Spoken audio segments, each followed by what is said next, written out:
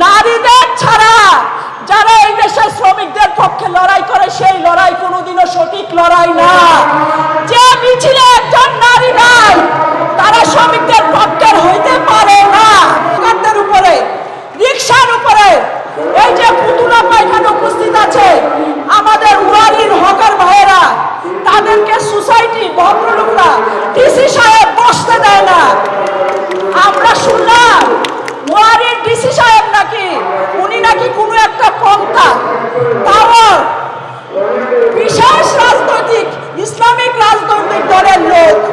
আমরা স্পষ্ট করে বলতে চাই, শ্রমিকের সাথে হকারের সাথে কোনো তাল বাহানা চলবে না।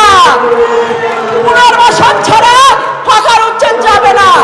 সংগ্রামী বন্ধুরা, গার্মেন্টস শ্রমিকদের মজুরি বৃদ্ধির আন্দোলন, গার্মেন্টস শ্রমিকদের যে মজুরি, সেই মজুরি দিয়ে আপনাদের জীবন চলে চলে না। আজকে অভ্যুত্থান হইল, একটা অন্তর্বর্তীকালীন সরকার হইল, নির্বাচন হইল, এবার মজুরি বৃদ্ধি করতে হবে। এই মজুরি দিয়ে জীবন গার্মেন্টস শ্রমিকের চলে না। সংগ্রামী বন্ধুরা, আমরা শুধু একটা কথাই বলতে চাই, কোনো উচ্ছেদ নয়, গার্মেন্টস শ্রমিকদের উপরে কোনো জুলুম নয়।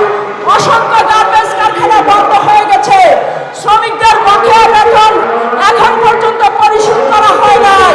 সেই লড়াই যদি করতে হয় সেটা লাল পতাকায় সমবেত হবে, আর কোনো বাদ দিয়ে কাউকে দিয়ে সেই লড়াই সম্পন্ন হবে না। সংগ্রামী বন্ধুরা, লাল পতাকার লড়াইয়ে আপনাদের সমবেত হতে হবে। সংগ্রামী বন্ধুরা, একটা শেষ কথা বলতে চাই, সেটা হচ্ছে নারীদের ছাড়া যারা এই দেশের শ্রমিকদের পক্ষে লড়াই করে সেই লড়াই কোনোদিনও সঠিক লড়াই না।